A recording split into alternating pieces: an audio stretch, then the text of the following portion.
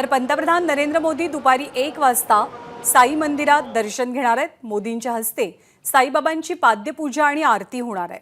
साईबाबा संस्थांच्या वतीने त्यांचं स्वागत आणि सत्कार केला जाईल। मात्र पंतप्रधान नरेंद्र मोदी मंदिरात असताना अर्ध्या तासासाठी सर्वसामान्यांना दर्शन बंद असेल। पंतप्रधान मोदींच्या हस्ते अहमदनगर जिल्ह्यातल्या शिर्डी आणि अकोले या दोन ठिकाणी विविध प्रकल्पांचे लोकार्पण सोहळे सुद्धा पार पडतील।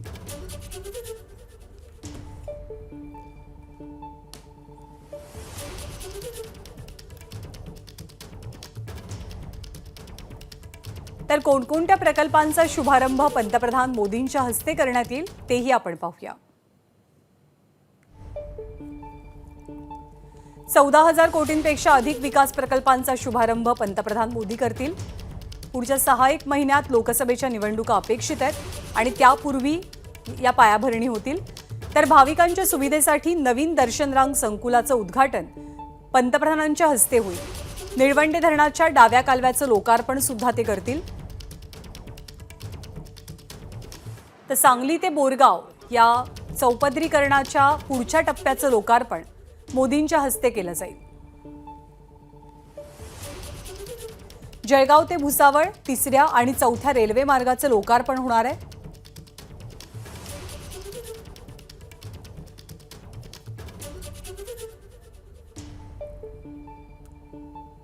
तर कुईवाडी ते लातूर रस्ता रेल्वे विभागाच्या विद्युतीकरण प्रकल्पाचं लोकार्पण पार पडेल। मनमाड गॅस टर्मिनलमध्ये अतिरिक्त सुविधांचा शुभारंभ केला जाईल। अहमदनगरमध्ये माता आणि बाल आरोग्य जिल्हा रुग्णालयाचं भूमिपूजन आज पंतप्रधान करतील। राष्ट्रीय आयुष मिशन कार्यक्रमाअंतर्गत नगरमधल्या आयुष रुग्णालयाचं सुद्धा उद्घाटन केलं जाईल। आपले प्रतिनिधी मुकुल कुलकर्णी सध्या आपल्या सोबत आहेत। मुकुल, काही मिनिटांचीच प्रतीक्षा आणि पंतप्रधान शिर्डीमध्ये पोहोचतील। कशी व्यवस्था आहे? मुख्यमंत्री सुद्धा आल्याचं कळतंय।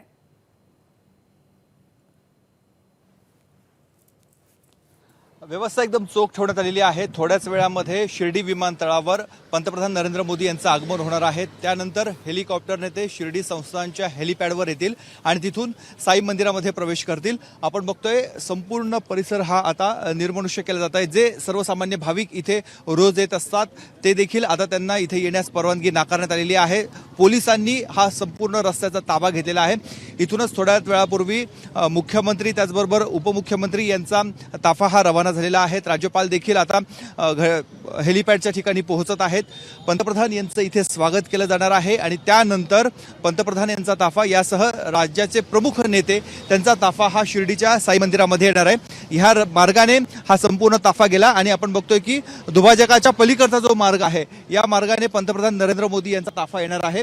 समोर जे बॅरिकेड्स आपल्याला बघायला मिळत आहे याच बॅरिकेड्स मधनं पंतप्रधान हे आतमध्ये मंदिरामध्ये प्रवेश करतील। हा 4 नंबरचा प्रवेशद्वार आहे आणि इथूनच पंतप्रधान नरेंद्र मोदी आणि राज्याचे प्रमुख नेते मंदिरामध्ये प्रवेश करतील। साधारणतः अर्धा तासाचा हा संपूर्ण दौरा साई मंदिरामधला असणार आहे। अगदी टाइम टू टाइम हा दौरा असल्याचं यंत्रणांकडून सांगितलं जात आहे। इथे आल्यानंतर साईबाबांचं दर्शन घेतील, पाद्यपूजा करतील, आरती करतील आणि यानंतर इथून ते निळवंडेसाठी रवाना होणार आहेत। परंतु आता काही वेळापूर्वी आपण बघितलं ताफा जात होता, रस्ता पोलिसांनी पूर्णपणे बंद केलेला होता। आता जी वाहनं अडवण्यात आलेली होती ती वाहनं आता सोडली जात आहेत। साधारणतः पुढचे 10 मिनिटं इथून आता जे सर्वसामान्य नागरिक आहेत ज्यांना इथून प्रवास करायचा आहे त्यांच्यासाठी हा रस्ता मोकळा करण्यात आला आहे। परंतु ज्यावेळेस पुन्हा एकदा नरेंद्र मोदी यांचा ताफा हा साई मंदिराच्या दिशेने येईल तेव्हा पुन्हा हा रस्ता पूर्णपणे बंद केला जाईल। परंतु आता ताफा हा पास झालेला आहे त्यामुळे सर्वसामान्य नागरिक इथले जे भाविक आहेत त्यांना रस्त्यावर यायला परवानगी देण्यात आलेली आहे। मुकुल, आता थोडंसं राजकारणाबद्दल, कारण अर्थात पंतप्रधान येतात आणि इतक्या मोठ्या प्रमाणात विकास कामांचं लोकार्पण किंवा उद्घाटन होणार आहे, ही निवडणुकीची एक प्रकारे तयारी अर्थातच मानली जाते। या सगळ्या पट्ट्याचं राजकारण पाहिलं तर भाजपचा इथे कितपत जोर आहे? या पट्ट्यावरती नियंत्रण मिळवणं किंवा आपली ताकद आजमावणं हे आत्ताच्या क्षणी भाजपसाठी लोकसभेच्या दृष्टीनं कसं महत्त्वपूर्ण आहे?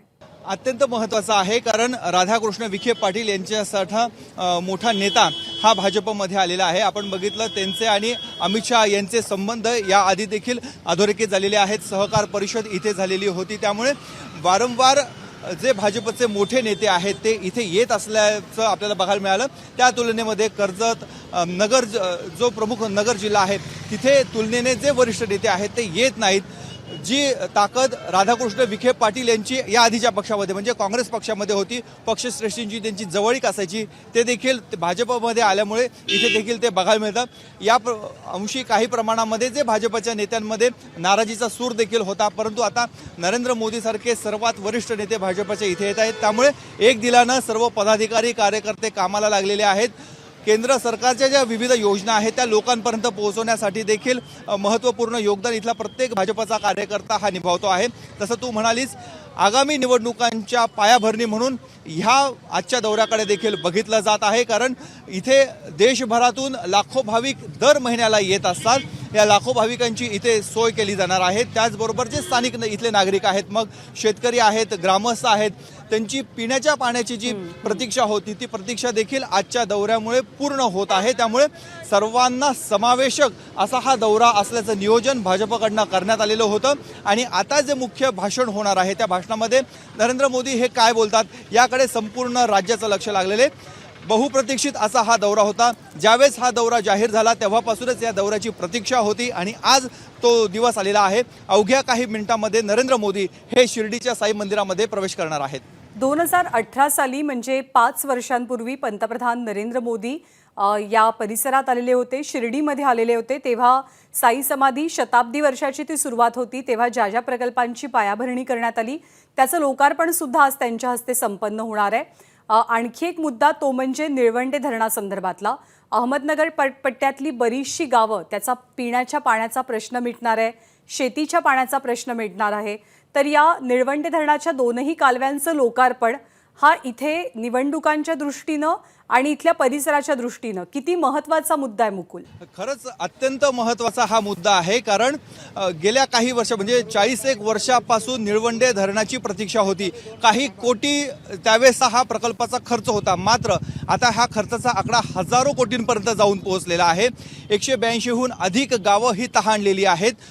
आज मोदी हेच सांगणे किंवा भाजपकडनं हेच सांगण्याचा प्रयत्न केला जाईल की गेल्या 30-40 वर्षांमध्ये इथे ज्यांचं राज्यामध्ये सरकार होतं त्यांना हा प्रश्न हाताळता आला नाही, धरणाचं काम पूर्ण करता आलं नाही. मात्र जसं केंद्रात आणि राज्यामध्ये भाजप विचारसरणीचं सरकार आलं त्यामध्ये हे काम पूर्ण झालेलं आहे आणि ज्या लोकांना ह्या पाण्याची प्रतीक्षा होती त्या सर्व नागरिकांना हे पाणी मिळणार आहे. त्यामुळे सर्वच दृष्टीने भाजपकडनं ह्या दौऱ्याचं राजकीय गणित हे साधण्याचा प्रयत्न केला जाणार आहे. राजकीय दृष्ट्या हा दौरा किती महत्त्वपूर्ण आहे याची आखणी देखील या आधीच केलेली होती. त्यामुळे लोकसभा निवडणुकीचं वातावरण हे आता फिरू लागलेलं आहे आणि अशातच हा दौरा होतोय. त्यामुळे पक्षाची ताकद दाखवण्यासाठी म्हणा किंवा लोकांपर्यंत पोहोचण्यासाठी हा दौरा अत्यंत महत्त्वाचा आहे. बरोबर आहे. जवळपास 50-52 वर्ष निळवंडे धरणाचं काम सुरू होतं. आतापर्यंत जवळपास 5,700 कोटींचा खर्च झालाय. जयंत पाटील यांनी सुद्धा सकाळीच एक ट्विट केलं या धरणाच्या लोकार्पणाबद्दलचं की महाविकास आघाडी सरकारच्या काळात किती महत्त्वपूर्ण काम झालं आणि आज त्याचं लोकार्पण होणार आहे. आपण आपले प्रतिनिधी मिकी घई यांच्याकडे जातोय. मिकी एअरपोर्ट परिसरामध्ये आहे. मिकी, तिथून काय अपडेट्स मिळतात? किती वेळाची अजून प्रतीक्षा पंतप्रधानांच्या येण्यासाठीची? ज्ञानदा, जर बघितलं तर शिर्डी येथील समोर असलेलं एअरपोर्ट आहे, ज्या ठिकाणी पंतप्रधान नरेंद्र मोदी यांचं विमान जवळपास 1 वाजता या ठिकाणी लँड होणार आहे आणि आतमध्ये 3 हेलिकॉप्टर आता सज्ज आहेत. ज्या हेलिकॉप्टरमधून पंतप्रधान नरेंद्र मोदी हे शिर्डी साईबाबाच्या मंदिरापाशी जाणार आहे, ज्या ठिकाणी हेलिपॅडची व्यवस्था आहे. जर आपण बघितलं तर स्वतः विखे पाटील असतील, राज्याचे मुख्यमंत्री आणि दोन्ही उपमुख्यमंत्री हे 3 जण आतमध्ये पंतप्रधानांना रिसीव्ह करण्यासाठी त्या ठिकाणी उपस्थित राहणार आहेत अशी प्राथमिक माहिती आहे. त्याचबरोबर राज्यपाल देखील या ठिकाणी उपस्थित राहणार आहेत.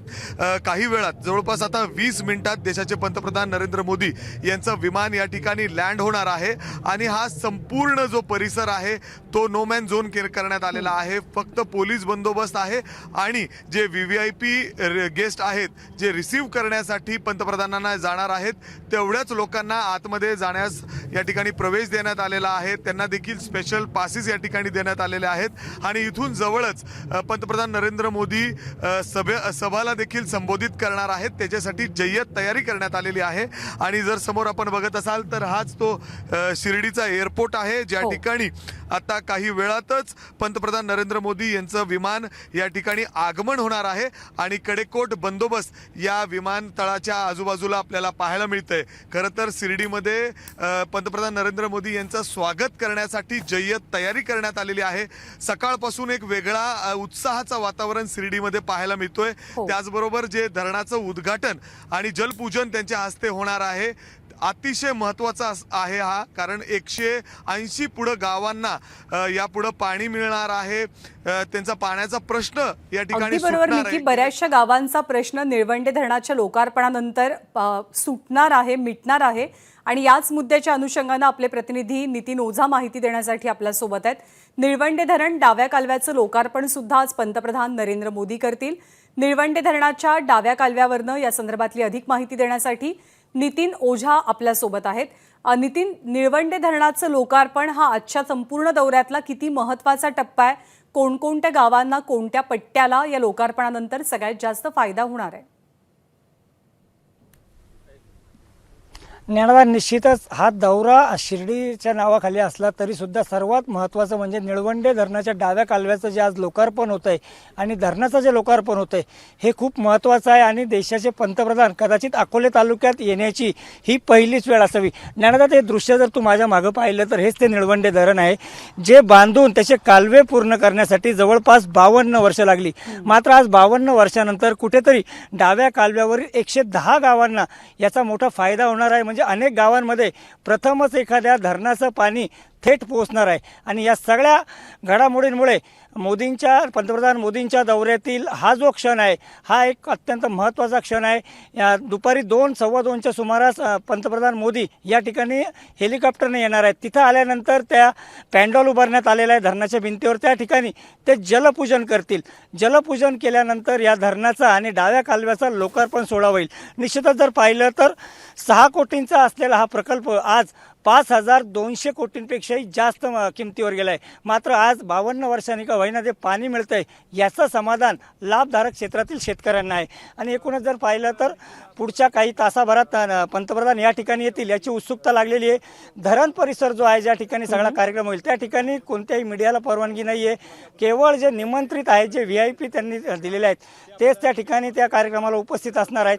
आणि या ठिकाणी पंतप्रधान मोदी आल्यानंतर या तालुक्यात पंतप्रधान येण्याची पहिलीच वेळ असेल. ज्ञानदा, अगदी बरोबर. या संपूर्ण पट्ट्याचा राजकारणाचा विचार करता गेली अनेक वर्ष या मुद्द्यावरती राजकारण फिरत राहिलंय. आज अखेरीस दोनही कालव्यांचं उद्घाटन होत असताना क्षण तर ऐतिहासिक असेल विविध गावांसाठी. मुकुल, मिकी आणि नितीन, तुम्ही तिघेही आपल्यासोबत राहा. अगदी थोड्याच वेळात पंतप्रधानांचं शिर्डीमध्ये आगमन होत आहे. ABP माझा, उघडा डोळे बघा नीट.